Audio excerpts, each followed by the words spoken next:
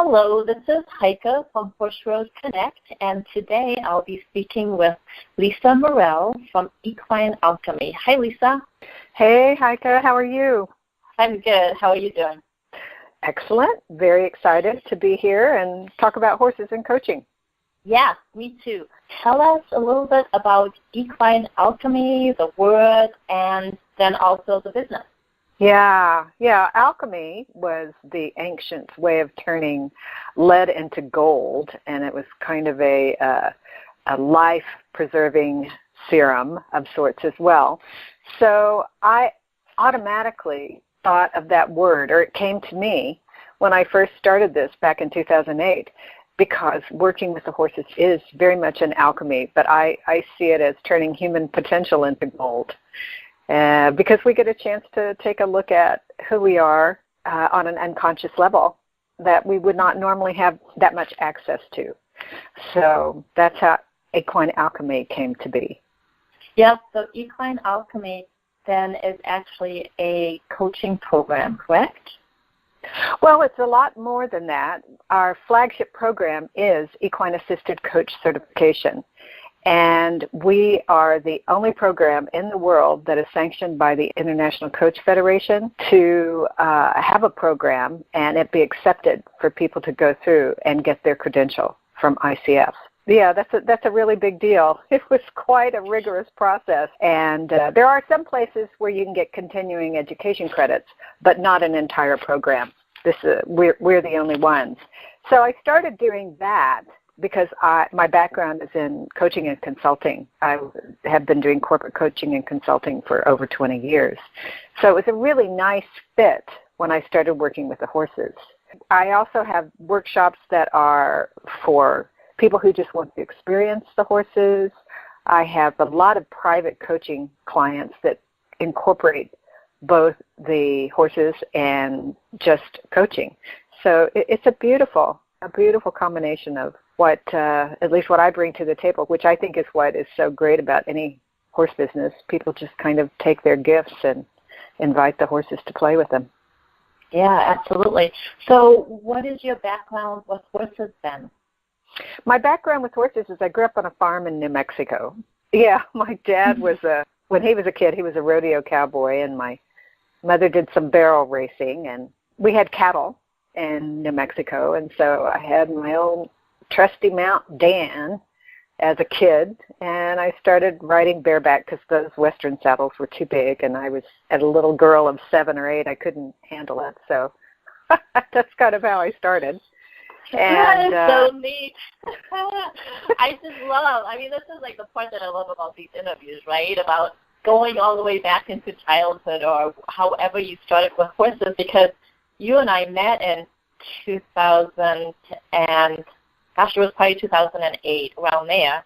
And so hearing your background with horses, that's just super cool. I know. It is fun. That's my favorite part, too, when I interview people who want to join the course, is just asking them, well, how did you get to this phone call? But, so I did that. And then, as often happens when we start getting out of high school and going to college, and I moved to Europe. I lived in Paris for several years. And I rode here and there. And in the city, I used to ride in the park, but I never did have my own horse until, I guess it was about 2004. And that's when I got back into riding on a regular basis. And so now I do a lot of natural horsemanship on the ground. It's one of my favorite things. I was eventing with both of my horses. And now we've toned it down a little bit. We still do hunter paces, and I do a lot of work on the ground too. So I'm just very, very grateful to have my horse. Yeah, now it's more about, well, not more, but even more about the relationship, isn't it? Because the relationship with the horse and then the relationship with your clients, the people that you coach, and their relationship with the horse, I'm sure that's very important in what you do at Equine Alchemy. Yeah, that's so true. In fact, I feel that just about everything I learned, well, everything positive that I learned about being in relationship, or how to be in relationship, both with myself and others, I learned from being with horses.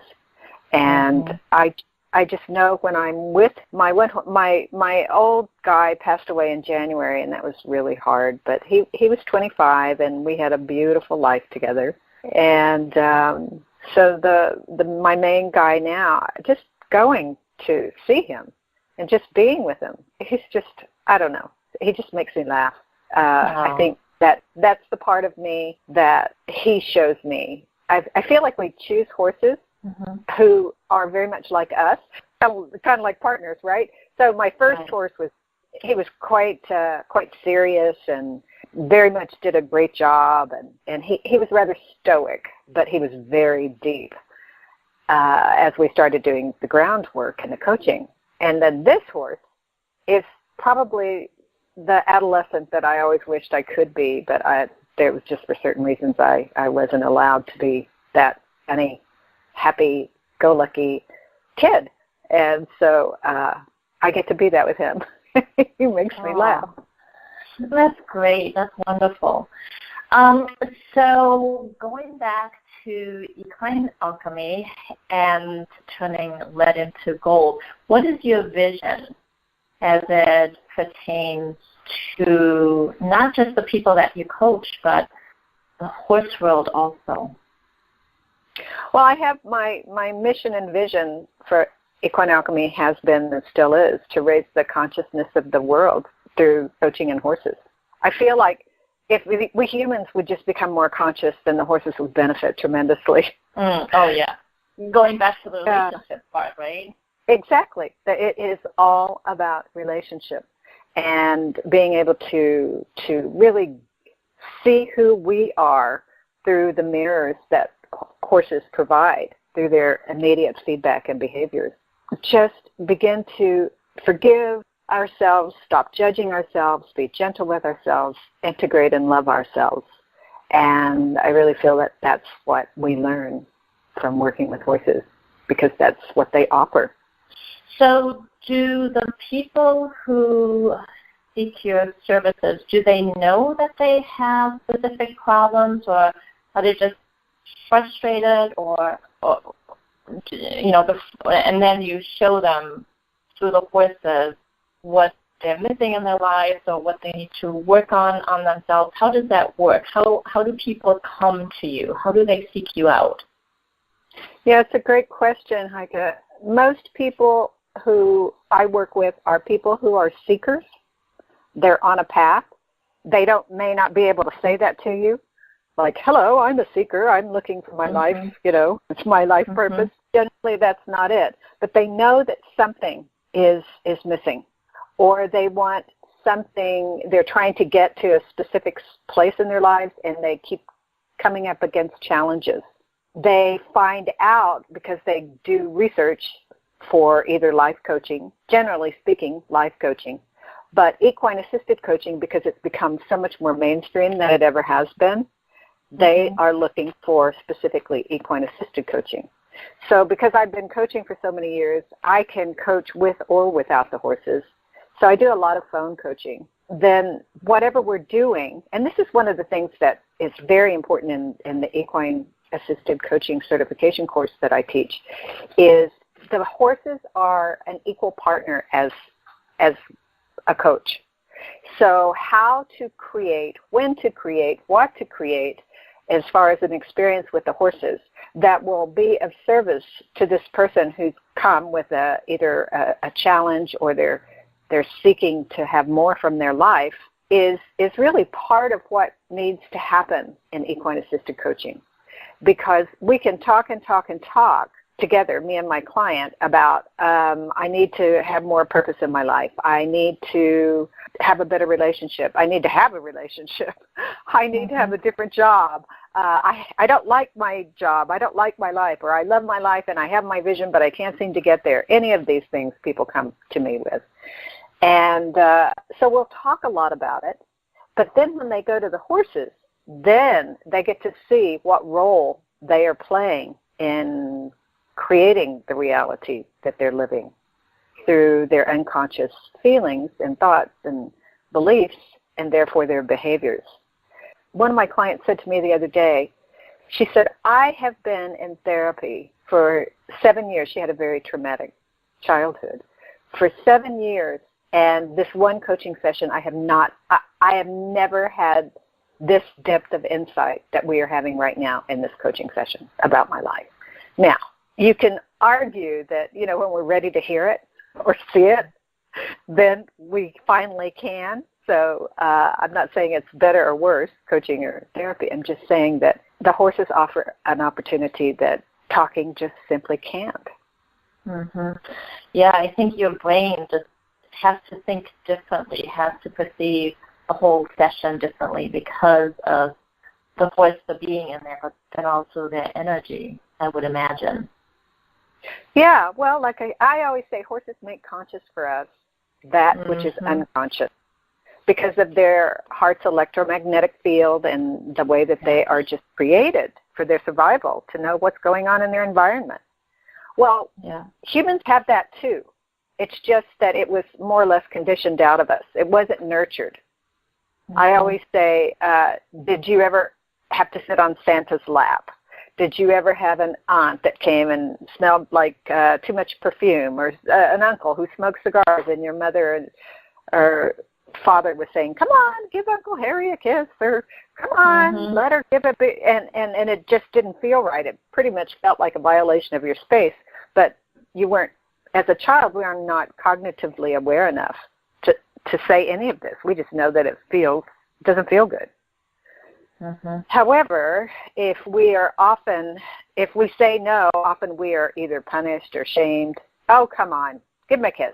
Or we have to ignore what we feel. And so this is really pushed down and sublimated. So it's on a very deeply unconscious level. However, that still exists, that electromagnetic field of our heart, which, by the way, is 5,000 times greater than that of our brains.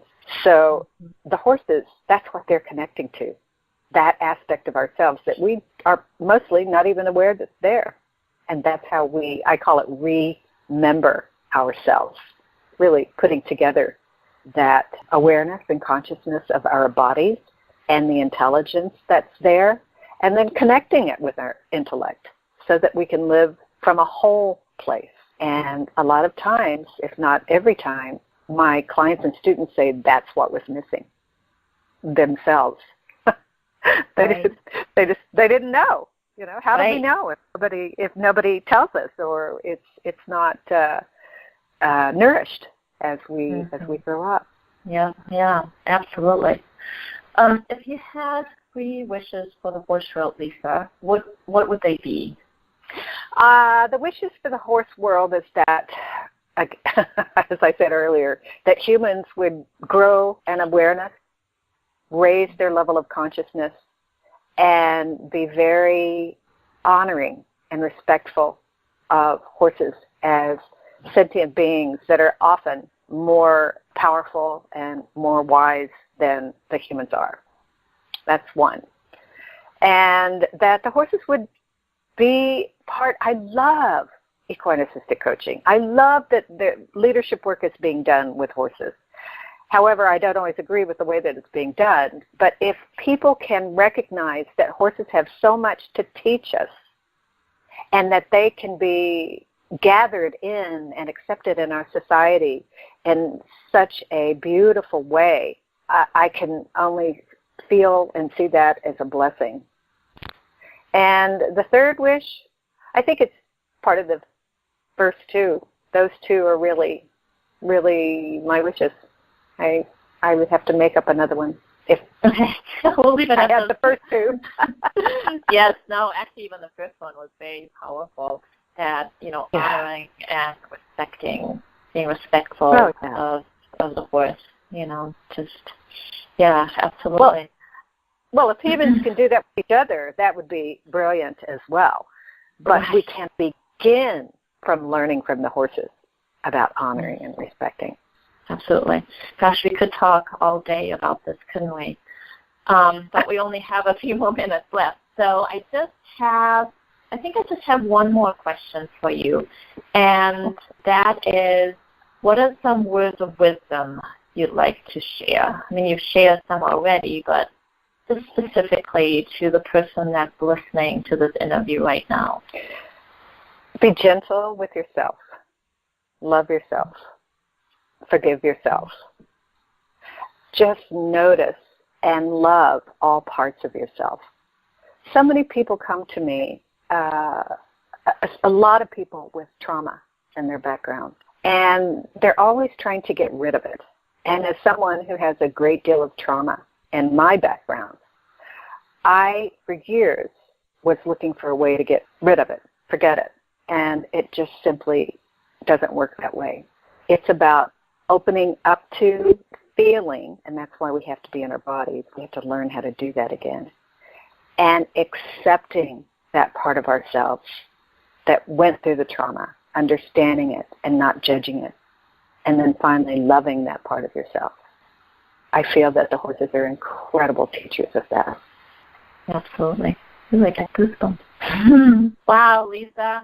Well, this is incredible. Thank you so much for doing this interview with me, and I'm sure that everybody who's listening to this is going to get something out of it. I can just feel it. There's just something about when you talk about horses, it just opens up some channels. I don't know exactly how that works, but it feels like that to me every time I talk to somebody about horses, somebody who's in the profession. So thank you very much for this interview. Well, thank you, Heike. It's a real honor to be able to just talk about what I love.